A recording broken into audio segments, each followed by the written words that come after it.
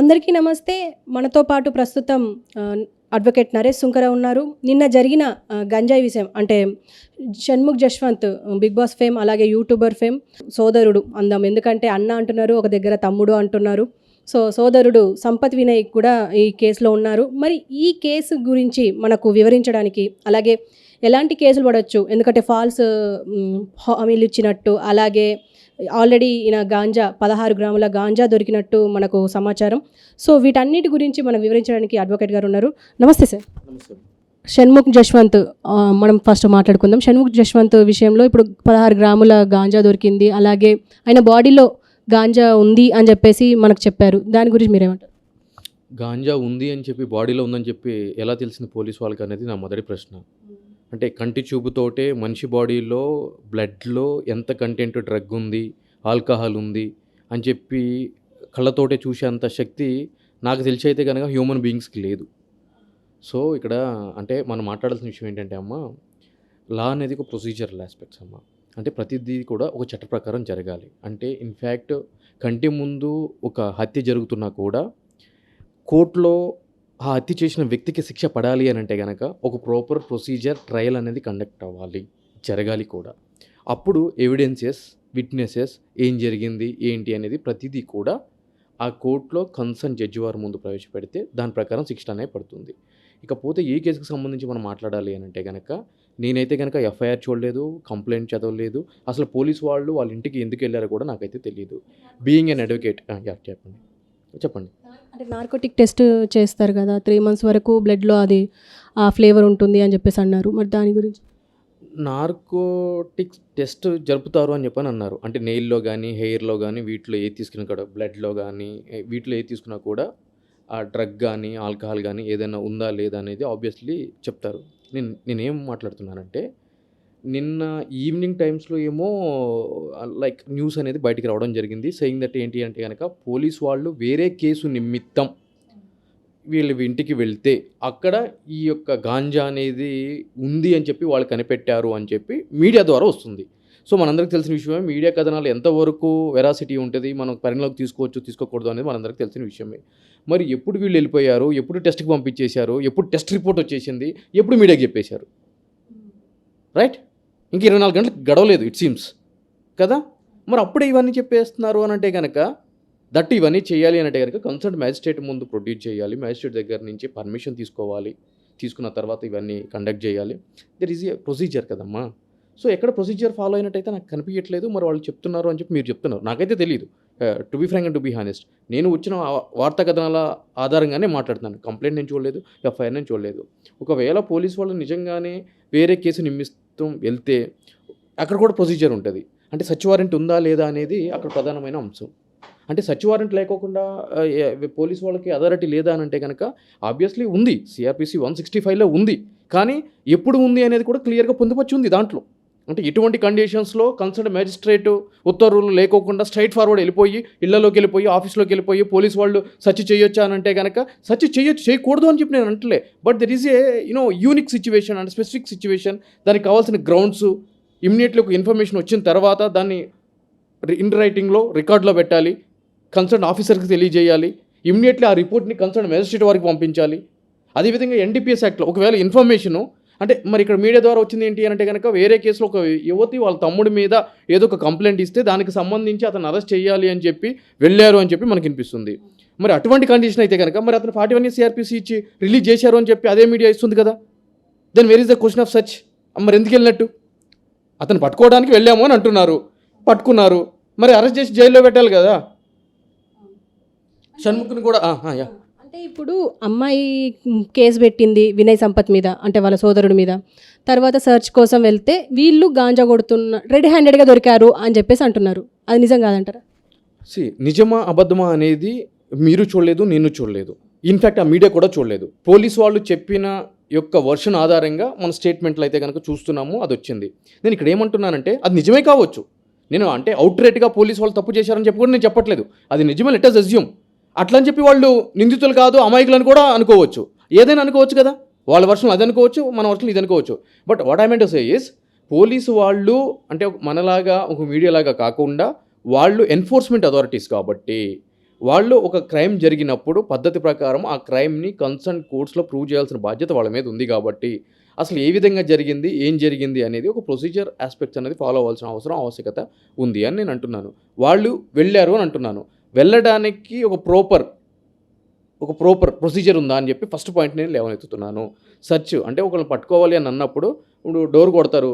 So and so person ఉన్నాడా లేదా అని చెప్పి. సరే గాంజాయి కొడుతున్నాడు అని చెప్పన్నాడు.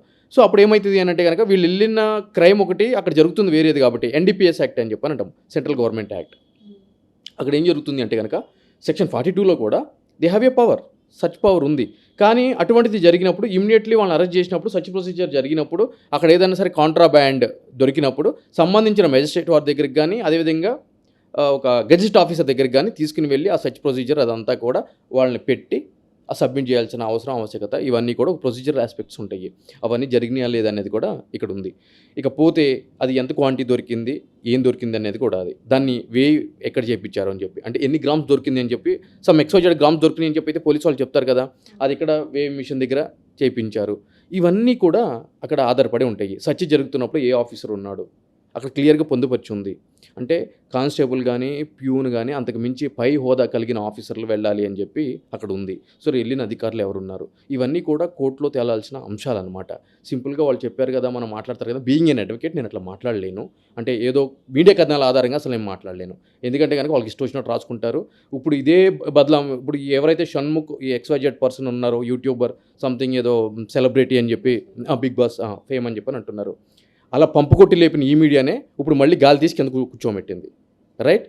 సో ఈ మీడియా కథనాలను పట్టుకుని ఏదో ఆవేశంగా పోయి కాంట్రవర్షియల్ కామెంట్లు చేసేసి రాత్రి అయిపోవాల్సిన అవసరం, ఆవశ్యకత లేదనిపిస్తుంది. సో కాబట్టి ఏం జరిగింది ఏంటి అనేది ప్రెస్ మీట్ పెట్టి సంబంధించిన ఆఫీసర్ ఏమన్నా సరే ఒక డాక్యుమెంట్ కానీ, ఎఫ్ఐఆర్ కానీ, కంప్లైంట్ కానీ రిలీజ్ చేస్తే అకార్డింగ్లీ అసలు పర్ఫెక్ట్గా అతనికి ఎటువంటి శిక్ష పడుతుంది, శిక్ష పడుతుందా పడదా అనేది కూడా క్లియర్గా చెప్పడానికి ఉంటుంది. బట్ మోస్ట్ ఆఫ్ ది ఈ డ్రగ్ కేసెస్లో కూడా పోలీసు వాళ్ళు ముందు చూపించిన అత్యుత్సాహం వాళ్ళని కోర్టుల్లో దోషుల కింద చూపించడానికి కావాల్సిన ఎవిడెన్స్ని ఇవ్వడంలో ఫెయిల్ అవుతున్నారు. మనందరికీ తెలిసిన విషయమే. టాలీవుడ్ డ్రగ్స్ వ్యవహారం మనందరికీ తెలిసిన విషయమే. ఎంత హడావిడి చేశారు, ఏం చేశారు, ఏంటి అనేది మనందరికీ తెలిసిన విషయమే. నెయిల్లోకి వెళ్ళి ఇది శాంపుల్స్ కలెక్ట్ చేసామన్నారు, హెయిర్ కలెక్ట్ చేసామన్నారు, డైరెక్టర్ని, హీరోయిన్ని అందరినీ పిలిపించారు, సో కాల్డ్ యాక్టర్స్ని. ఏం జరిగింది? నథింగ్. ఏమీ ప్రూవ్ చేయలేకపోయారు. హడావిడి మాత్రం అబ్బబ్బబ్బబ్బా ఎటువంటి హడావిడి చేశారంటే కనుక మామూలు హడావిడి చేయలేదు. దాని తర్వాత ఈడీ నోటీసులు ఇచ్చింది, ఇంత అమౌంట్ ఎక్కడి నుంచి ఫ్లోట్ అవుతుంది అని చెప్పి. పోనీ ఈడీ ఏమన్నా చేసిందా అని అంటే కనుక చేయలేదు. ఇవన్నీ కూడా ఏంటి అంటే కనుక డబ్బులు లేనప్పుడు ఇటువంటి వాళ్ళని బ్లాక్మెయిల్ చేసి డబ్బులు సంపాదించడానికి కావాల్సిన ఒక మార్గం కింద సంబంధించిన అధికారులు ఈ యొక్క మార్గాన్ని ఎంచుకున్నారు అని చెప్పి ఘంటాపథంగా నేను చెప్తున్నాను. సో ఈ కేసుకు సంబంధించి మాట్లాడితే కనుక సో కాల్డ్ వ్యక్తులు ఎవరైతే ఉన్నారో పోలీసు వాళ్ళు మరి వాళ్ళ మీద ఒక ఎలిగేషన్ కింద అంతకుముందు వచ్చిన ఎలిగేషన్ ఏంటి, వాళ్ళు రిమాండ్ చేసింది కూడా అంతకుముందు కేసులో రిమాండ్ చేశారా, డ్రగ్స్ కేసులో రిమాండ్ చేశారా అనేది కూడా క్లియర్గా చెప్పాల్సిన అవసరం, ఆవశ్యకత ఉంది కదా. అంటే అమ్మాయి కేసులో రిమాండ్ చేశారా, ఏదో రేప్ అంటున్నారు, సంథింగ్ చీటింగ్ అంటున్నారు, XYZ అని అంటున్నారు, దాంట్లో చేశారా, లేదు అని అంటే కనుక ఈ కేసులో చేశారా. ఒకవేళ చేస్తే ఇద్దరు కలిసి తాగుతున్నారని చెప్పి అని అన్నారు కదా, మరి ఒక అతన్ని విడిచిపెట్టారు, తమ్ముడిని ఎవరినో సంథింగ్ లోపలికి పంపించినట్టున్నారు. మరి ఆ ఆవశ్యకత ఎందుకు ఏర్పడింది? సో ఇద్దరు కలిసి చేసినప్పుడు ఇద్దరికి సమానమైన, అంటే ఒక నేరం జరిగినప్పుడు ఆ నేర స్థలంలో ఉన్న వాళ్ళకి ఇద్దరి మీద బర్డెన్ ప్రూఫ్, ఇద్దరికి సమానమైన బాధ్యత ఉంటుంది. ఓనర్స్ అని చెప్పానంటే ఇద్దరికి సమానంగా ఉంటుంది. మరి ఒకరు లోపలికి పంపించారు, ఒకరు బయటికి పంపించారు. మరి ఏ కేసులో ఎవరిని లోపలికి పంపించారు, ఏ కేసులో ఎవరిని ఎందుకు బయటికి పంపించారు, ఈ విషయాలని బయటికి తెలియాలి కదా. ప్రజలు కూడా తెలుసుకోవాల్సిన అవసరం ఉంది కదా. ఎవరో మాట్లాడేదారు ఏదో చేస్తున్నారు అని అంటే కనుక ఒక అడ్వకేట్గా అటువంటి ఫాల్స్ మాటలు నేను చెప్పలేదు.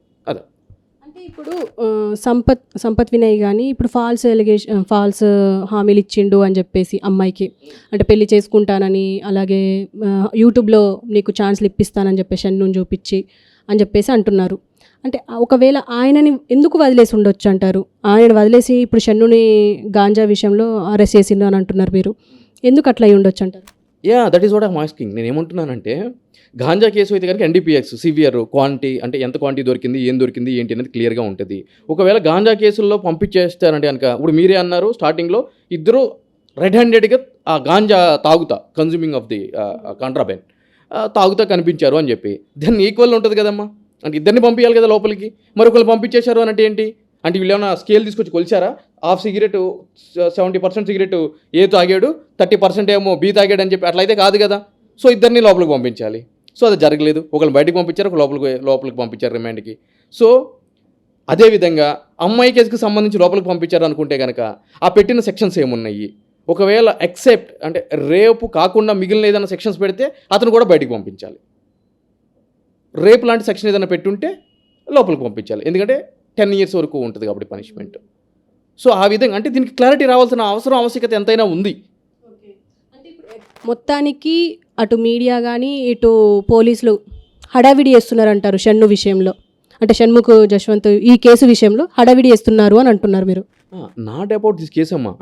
ఈ కేసులో కూడా అడావిడి ఉంటుంది. ఈ కేసు అనే కాదు, డ్రగ్స్ పట్టుకున్నప్పుడు ఇటువంటి ఈ సోకాల్డ్ పర్సన్స్ 10-15 మందికి తెలిసిన సోకాల్డ్ సెలబ్రిటీగా అనుకుని పిలువబడే వ్యక్తులు ఎవరైతే ఉంటారో ఇటువంటి విషయాలు జరిగినప్పుడు మీడియా ఊపేకోహ ఎక్కువ చేస్తూనే ఉంటుంది. అది మనకు తెలియని విషయం ఏముంది, 100% చేస్తుంది. పనికొచ్చే విషయాల మీద మీడియా ఎప్పుడు కూడా తన ఫోకస్ని పెట్టదు, పనికిమాలిన విషయాల మీద పెడుతుంది. ఎందుకంటే టీఆర్పీ కావాలి. సో జనాలు కూడా ఇటువంటి పనికిమాలిన విషయాల మీద ఎక్కువ కాన్సన్ట్రేట్ చేస్తున్నారు కాబట్టి సో మీడియాని అనడానికి కూడా ఇక్కడ ఏం లేదమ్మా. అంటే అవుట్రేట్ మీడియాని టార్గెట్ చేసి పాయింట్అవుట్ చేశాను నన్ను కాదు, ఆ చూసే ఆ పనికిమాలిన వాళ్ళు కూడా జనాలే. అందు గురించి ఇవన్నీ ఇలా జరుగుతున్నాయి. పనికొచ్చే విషయాలు చాలా ఉన్నాయి. ఈరోజు రాష్ట్రంలో చాలా విలువైన వాల్యుబుల్ అంశాలు చాలా ఉన్నాయి. ప్రజాధనంతో కట్టిన ప్రాజెక్టులు 1,00,000 కోట్ల విలువైన ప్రాజెక్టులు కుంగిపోతే దాని మీద జ్యుడిషియల్ ఎంక్వైరీ ఏం జరుగుతుంది, సిబిఐ ఎంక్వైరీ ఏం జరుగుతుంది, మన సొమ్ము ఏం జరుగుతుంది ఏంటి అని ఆలోచించే అవసరం జనాలకు లేదు.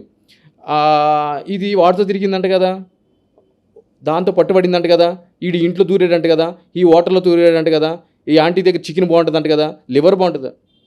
సో జనాల్లో ఉన్నట్టే మీడియా ఉంటుంది.